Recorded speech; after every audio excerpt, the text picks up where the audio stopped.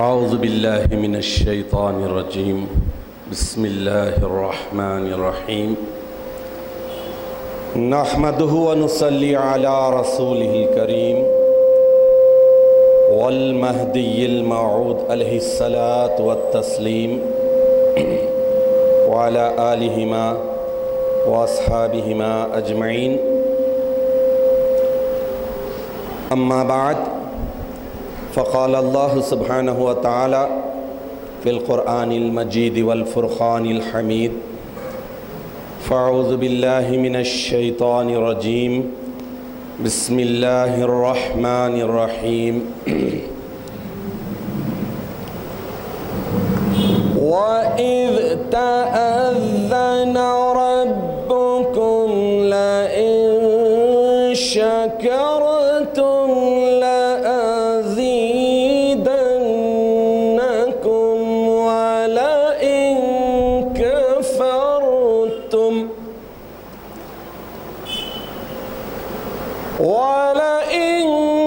كَفَرْتُمْ إِنَّ عَذَابِي لَشَدِيدٌ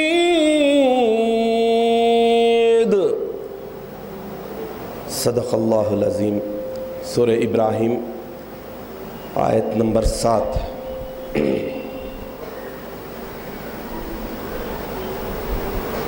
عزیزان محترم،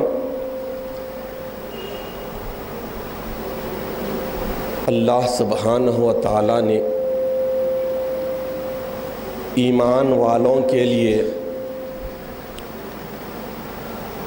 زندگی اور زندگی کے تمام امور کو گزارنے کے لیے اصول بنائے، ضابطے مقرر کیے، رولز اور ریگولیشنز میں انسان کو جکڑ کر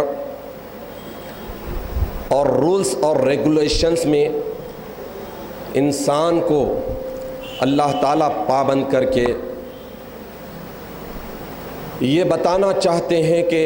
دیگر انسانوں کے مقابلے میں اہل ایمان مومنین کی زندگی اور زندگی کے سارے امور بالکل جداگانہ ہوتے ہیں، اور ایک مومن کی زندگی کا ایک ڈھنگ ہوتا ہے، ایک طریقہ کار ہوتا ہے، اور مومن کی زندگی ایک مخصوص رنگ میں رنگی جانا چاہیے، اس رنگ میں جسے قرآن صبغۃ اللہ کہتا ہے، اللہ کا رنگ۔ اللہ کے رنگ میں اپنے آپ کو رنگ لینے والے ہی سچے مومن ہوتے ہیں۔ اللہ تعالیٰ نے جو انسانوں کے لیے اصول وضع کیے ہیں، ضابطے مقرر کیے ہیں، تو یہ سب اس وجہ سے ہے کہ زندگی ایک بامقصد گزرے، زندگی کا کوئی مقصد ہو اور ایک ٹارگٹ ہو، تو یقیناً اس مقصد کو اور اس ٹارگٹ کو حاصل کرنے کے لیے ان اصولوں کے مطابق اپنے آپ کو ڈھالنا پڑے گا، اس رنگ میں اپنے آپ کو رنگنا پڑے گا جس کی وجہ سے مقصد حیات آسانی کے ساتھ ملتا ہے۔ ان رولز اور ریگولیشنز کے عادی بن جانا پڑے گا جس کے فالو کرنے کے بعد ہی منزل سامنے نظر آتی ہے۔ حاضرین محترم، مقصد پہلے مقرر کرنا اور مقصد کو حاصل کرنے کے لیے کوششیں کرنا، یہی ایک کامیاب انسان کی زندگی کا سب سے بڑا انٹینشن ہوتا ہے اور ہونا چاہیے۔ میں نے آپ کے سامنے سورہ ابراہیم کی آیت نمبر 7 کی تلاوت کا شرف حاصل کیا۔ اس آیت شریفہ میں اللہ تعالیٰ ارشاد فرما رہے ہیں کہ میرے عزت و جلال کی قسم، میں نے ایک دستور بنا دیا ہے، ایک اصول اور ایک لاہ عمل بنا دیا ہے کہ جو کوئی لَإِن شَكَرْتُمْ، اگر تم میرا شکر ادا کرو گے، لَأَزِيدَنَّكُمْ، تو میں ضرور بضرور تمہیں اور بڑھا چڑھا کر شکر گزاری کی توفیق دوں گا، شکر گزاری کے طریقے بتاؤں گا، شکر گزاری کی مہلت دوں گا، شکر گزاری کی توفیق دیتے ہوئے مزید شکر گزاری کے ساتھ زندگی بسرنے کی توفیق عطا کروں گا۔ وَلَا إِن كَفَرْتُمْ، اگر تم ناشکری کرو گے، میرے نعمتوں پر، میرے انعامات پر ناشکری کرو گے، ان عذابی لشدید، تو جان رکھو کہ میرا عذاب بڑا سخت ہے، میری پکڑ بڑی سخت ہے۔ اب اس میں اللہ تعالیٰ اس آیت مبارکہ میں ایک دستور بتا رہے ہیں، ایک فارمولا۔ تو ایک مومن کی، ایک انسان کی، ایک آدمی کی زندگی اللہ تعالیٰ کے انعامات سے بھری پڑی ہے، نعمتوں سے بھری پڑی ہے۔ نعمت ملنے کے بعد منعم یعنی نعمت عطا کرنے والے کا شکریہ ادا کرنا اللہ تعالیٰ نے انسان کی فطرت میں رکھا ہے۔ کوئی بھی چیز ملتی ہے، گفٹ، تحفہ، انعام، نعمت، تو فوری تھینکس کہتے ہیں۔ یہ انسان کی اللہ تعالیٰ نے جو فطرت سلیم بنائی ہے، اچھی فطرت، کمینی فطرت نہیں، وحشانی حیوانی فطرت نہیں، حیوانی فطرت والا انسان بڑی بڑی چیزوں کو حاصل کر کے بھی تھینکس جیسے معمولی لفظ کو ادا کرنے میں تکبر سمجھتا ہے۔ لیکن جو انسان جھکتا ہے وہ جس میں جان ہوتی ہے، جھکتا ہے وہ جس میں جان ہوتی ہے، اکڑنا مردے کی پہچان ہوتی ہے۔ تو انسان کو جھکنا اور جھکانے کا طریقہ سلیقہ سکھاتے ہیں اللہ تعالیٰ۔ انعامات بھرے پڑے ہیں سارے انسانوں کے لیے۔ مومن بندوں کو تو اللہ تعالیٰ نے اتنے بڑے بڑے انعامات دیے۔ سب سے بڑی دولت ایمان کی دولت عطا کی۔ اس ایمان کی دولت ملنے کے بعد بندے کو شکر بجا لانا چاہیے۔ شکر بجا لانے کے لیے اللہ ہی نے سہولت عطا کی، اللہ ہی نے طریقے بتائے کہ شکر کیسے ادا کرے، کس طریقے سے کرے۔ اللہ کا رتبہ بڑا، اس کی کبریائی بڑی، اس کا مرتبہ، اس کی عظمت بہت بڑی، تو اس کے مرتبے کے حساب سے، اس کے پوزیشن کے حساب سے شکر گزاری بھی ہونی چاہیے۔ بھائی ایک چھوٹا انسان کوئی گفٹ دیتا ہے، کوئی تحفہ دیتا ہے، تو لینے والا اس کے جواب میں جو شکریہ ادا کرتا ہے تو اس کا انداز الگ ہوتا ہے۔ لیکن ایک بڑی ہستی، ایک بڑا پرسن کوئی تحفہ دے رہا ہے تو اس کے شکریہ کا بھی انداز جداگانہ ہوتا ہے۔ تو اللہ تعالیٰ نے مومن بندوں کو اتنی بڑی دولت، نعمت کی دولت سے، ایمان کی دولت سے سرفراز کیا ہے، اتنی بڑی دولت دی ہے، تو اس دولت کے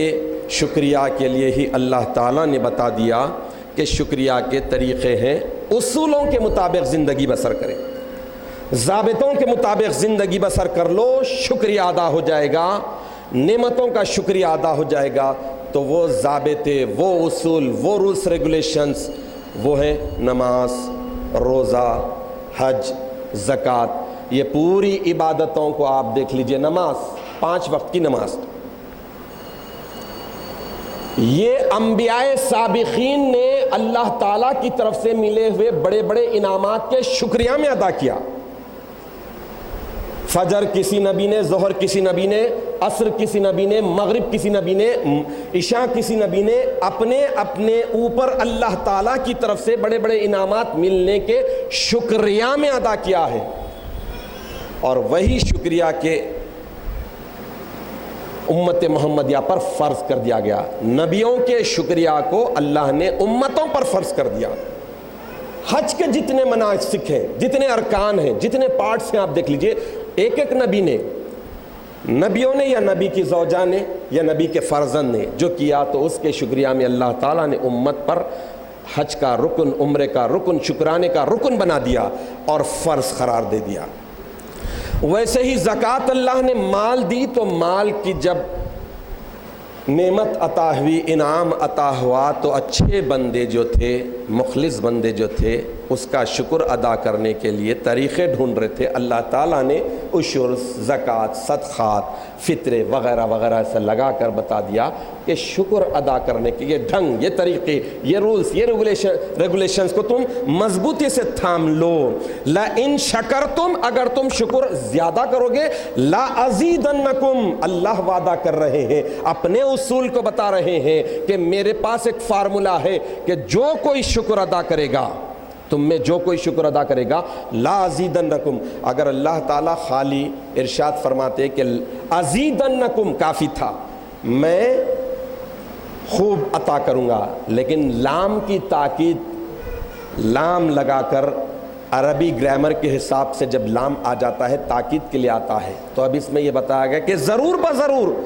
اللہ فرما رہے ہیں تو مومن بندوں کا کام ہے کہ اسے مان لے، لیکن اللہ تعالیٰ گارنٹی دے رہے ہیں، اطمینان دلا رہے ہیں، تیقن ایسا مضبوط دے رہے ہیں کہ گھبراؤ نہیں، ضرور بضرور عطا کروں گا۔ اور دوسرا رخ بھی کہ ناشکری کرو گے، نعمتوں کو نظر انداز کر دو گے، جس طرح کی زندگی گزارنی ہے، زندگی کے امور جیسے جس رنگ میں، جس ڈھنگ میں، جن اصولوں کے ساتھ گزارنا ہے نہیں گزاریں گے، کفران نعمت کریں گے، تو جان رکھو ان عذابی، بے شک میرا عذاب، لشدید، شدید پر بھی لام لگا دی اللہ تعالیٰ، بتا دیے کہ ضرور بضرور شدید ہوگا۔ تو اس اعتبار سے یہ رمضان المبارک کا مقدس مہینہ، عبادتوں کا مہینہ، عبادتوں کی بہار، عبادتوں کا موسم، ایسا موسم ہے کہ اللہ تعالیٰ بتا رہے ہیں کہ یہ سارے کے سارے شکر گزاری کے ہیں۔ اللہ نے روزہ کیوں فرض کیا؟ کیا زمین میں اگانے کے لیے اس کے پاس وقت نہیں تھا، یا خزانے کم ہو رہے تھے؟ نہیں، انسانوں ہی کا فائدہ ہے۔ 1 سال تک اللہ کا رزق کھاتے کھاتے تمہارے جسموں کو تھوڑی سی چربی جو چڑھ جاتی ہے، چربی اترنے کے لیے، تمہارے جسم بیلنسنگ میں آنے کے لیے ضروری ہے کہ 1 مہینہ روزہ رہو، تمہارا فائدہ ہے۔ اور یہ شکر گزاری کا اصول ہے، اس اصول کو فالو کرو گے تو ہی تم اپنے جسم کو صحیح رکھ سکو گے۔ تو اللہ نے جتنی عبادتیں، شکر گزاری سے ہوتا یہ ہے کہ جو انعام اللہ تعالیٰ دیے ہیں، جو نعمتیں ملی ہیں، وہ باقی اور برقرار رہتے ہیں۔ نہ صرف باقی اور برقرار رہتے ہیں بلکہ سچے دل کے ساتھ اللہ تعالیٰ کی نعمتوں پر شکر گزاری کے یہ جو رنگ، جو ڈھنگ، یہ طریقے جو ہیں، نماز، روزہ، حج، زکوٰۃ، صحبت صادقین، عزلت از خلق، سچ بولنا، جھوٹ سے بچنا، گناہوں سے بچنا، نیکیوں کو اختیار کرنا، یہ اصول کی جو زندگی ہے، یہ جو ٹریفک کے جو رولز اور ریگولیشنز ہیں، ان پورے رولز اور ریگولیشنز کو آدمی مینٹین کرتے ہوئے، فالو کرتے ہوئے جب اپنی گاڑی صراط مستقیم کی راہ پر ڈالے گا تو کہیں بھی شیک نہیں ہوگا، کہیں بھی ایکسیڈنٹ کا ڈر نہیں رہے گا، اور منزل، سب سے بڑی بات، منزل اس کی سامنے رہے گی، منزل کی طرف ہی وہ رواں دوا رہے گا۔ اگر رولز اور ریگولیشنز کو نظر انداز کر دیا، غفلت کی نیند سو گئی، تو دیکھیے جتنی اسپیڈ ہوگی اتنا بھیانک ایکسیڈنٹ ہوگا، جان بھی جائے گی، گاڑی بھی جائے گی۔ اس حساب سے نعمت کے شکریہ میں ہی زندگی بسر کرنا چاہیے۔ اللہ تعالیٰ سورہ بقرہ میں بھی ارشاد فرماتے ہیں کہ وَاشْكُرُوا لِي، میرا شکر بجا لاؤ۔ تو جہاں پر اللہ تعالیٰ حکم کا صیغہ، آرڈر دیتے ہیں، تو منطق کا بھی اصول ہے، علماء محققین کہتے ہیں کہ جہاں پر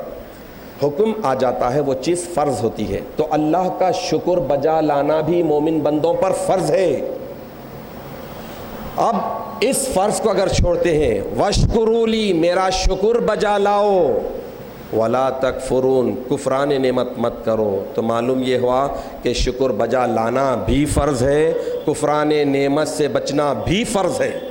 تبھی انسان صحیح زندگی گزار سکے گا۔ حاضرین محترم، یہ جتنے بھی فرائض ہیں، یہ سارے کے سارے انبیاء سابقین کے شکرانے کے طور پر کیے گئے، ادا کیے گئے، اسے اللہ تعالیٰ نے بعد کی امتوں پر اور خاص طور پر امت محمدیہ پر لاگو کر دیا ہے۔ ایک اہم ترین بات یہ ہے کہ جو انسان اللہ تعالیٰ کی نعمتوں کو پہلے سمجھتا ہے، پرکھتا ہے، اس کی قدر و قیمت کو جانتا ہے تو اس کے بعد وہ نعمت کو نعمت جان کر شکر بجا لاتا ہے، اور اس کے بعد جو انعام ملا ہے اس نعمت کو بھی جانتا ہے اور نعمت دینے والے کے مقام اور مرتبے کو بھی پیش نظر رکھ کر اس کے حساب سے شکر بجا لاتا ہے۔ ناشکر گزاری یوں سمجھ لیجئے کہ ایک قسم کی بیماری ہے، اور ساری دنیا کی سائنس ثابت کرتی ہے کہ انسان جب بیمار ہوتا ہے، بیماری کی وجہ سے اسے لذیذ ترین چیز بھی کڑوی نظر آتی ہے۔ اچھی سے اچھی، میٹھی سے میٹھی، لذیذ سے لذیذ، اچھی سے اچھی آپ ڈش تیار کیجئے اور اس کے بعد مریض کے سامنے رکھیے، چونکہ اس کا منہ کڑوا ہے، منہ کڑوا ہونے کی وجہ سے ہر چیز اسے کڑوی نظر آتی ہے۔ ویسے ہی جو بندہ اللہ تعالیٰ کی شکر گزاری نہیں کرتا اس کو عبادتوں میں حلاوت نہیں ملتی، ٹیسٹ نہیں آتا، اور عبادت وہی نہیں کرتا جو ناشکر گزار ہوتا ہے۔ ناشکر گزاری کی وجہ سے وہ عبادت نہ کرتے ہوئے سمجھتا ہے کہ نماز میں کیا رکھا ہے، نماز پڑھ رہا ہے تو بھی پھر اس میں ٹیسٹ نہیں، تو بیمار ہے، بیمار ہے، روحانی اعتبار سے اتنا بیمار ہے کہ اللہ نے نماز میں وہ لذت رکھی ہے کہ اللہ کے پیارے حبیب صلی اللہ تعالی علیہ وسلم ارشاد فرمائے کہ خرۃ عینی فی الصلاۃ،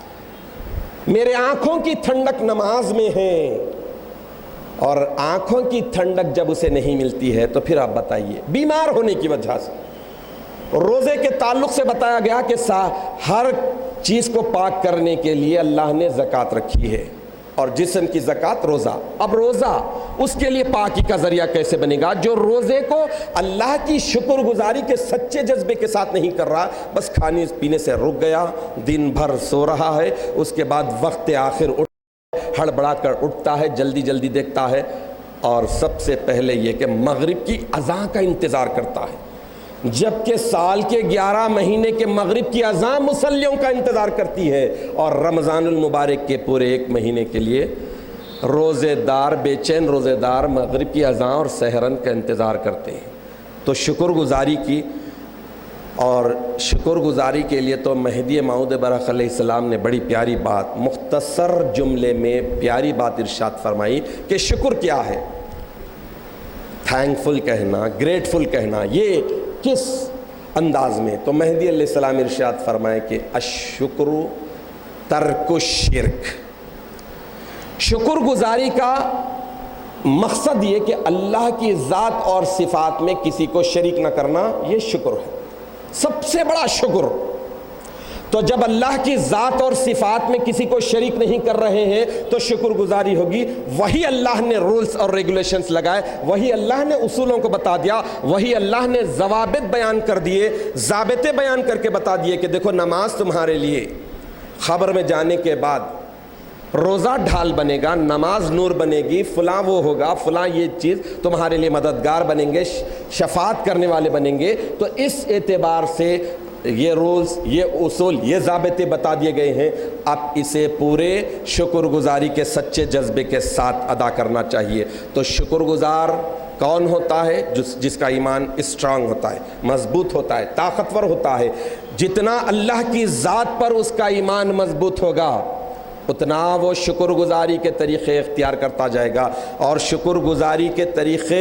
جوں زیادہ کرتے جائیں گے اللہ تعالیٰ نے خود بتا دیا۔ میں نے آپ کے سامنے سورہ ابراہیم کی آیت نمبر 7 کی تلاوت کا شرف حاصل کر دیا، اس میں اللہ اصول بیان کر دیے ہیں، دستور بتا دیے ہیں، کسی اور کا بنایا ہوا نہیں بلکہ اللہ ہی کا ہے۔ لَإِن شَكَرْتُمْ، اگر تم شکر گزاری کرو گے، لَأَزِيدَنَّكُمْ، تو میں تمہیں اور زیادہ بڑھا چڑھا کر دوں گا۔ کیا بڑھا چڑھا کر دوں گا؟